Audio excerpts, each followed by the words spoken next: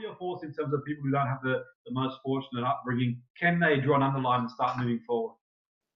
Well, you know, again, of course they can. I don't think the question is whether they can or they can. It's whether they will or they won't, or whether, you know, they'll set up their circumstances in a way to allow themselves to do that. And for me, that's kind of like it's the natural maturation process of a developmental pathway of human beings, right? All human beings, when we're born, we're 100% dependent on those people around us, the environment around us, to provide us.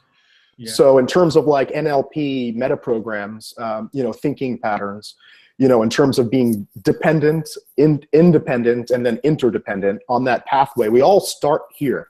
We all start completely dependent. And so ideally, as developmental beings who learn and grow and mature, ideally we're going to be moving along this continuum to being independent, and you know, that's kind of like this stage of figuring out, who am I, how do I fit into the world, and then ultimately moving on to going, okay, now that I know who I am and I have my needs met, you know, how can I give back and contribute to the world now that my cup is full?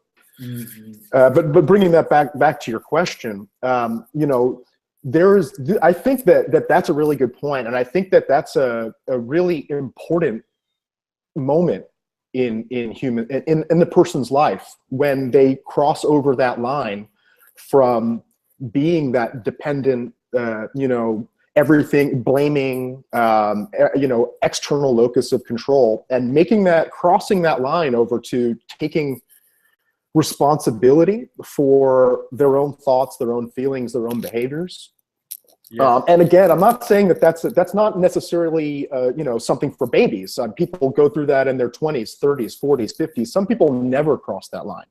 Mm-hmm. And so no matter where somebody is in their life, it doesn't matter if you're 85, 95 years old, 55 years old, 25 years old, or anywhere. That's a line that when you make that decision to take responsibility for, you know, the way I'm thinking, that's mine. I had a client, for example, the other day, and we were playing. It was almost comical at a point, because he's giving me this belief. I forget exactly what the belief was. It doesn't really matter. It was unresourceful, and I'm going, okay, well, whose belief is that? My dad's. Mm-hmm. Yes. So I'm going, okay, that's your dad's belief? That's pretty cool. Like, that's awesome. Your dad's beliefs are in you? Whose beliefs are in your dad? Well, my dad's beliefs, my grandfather's beliefs are in my dad. Yes. Oh, okay. And so when you have a child, whose beliefs are going to be in them? Oh, my beliefs are going to be in my child, he tells me.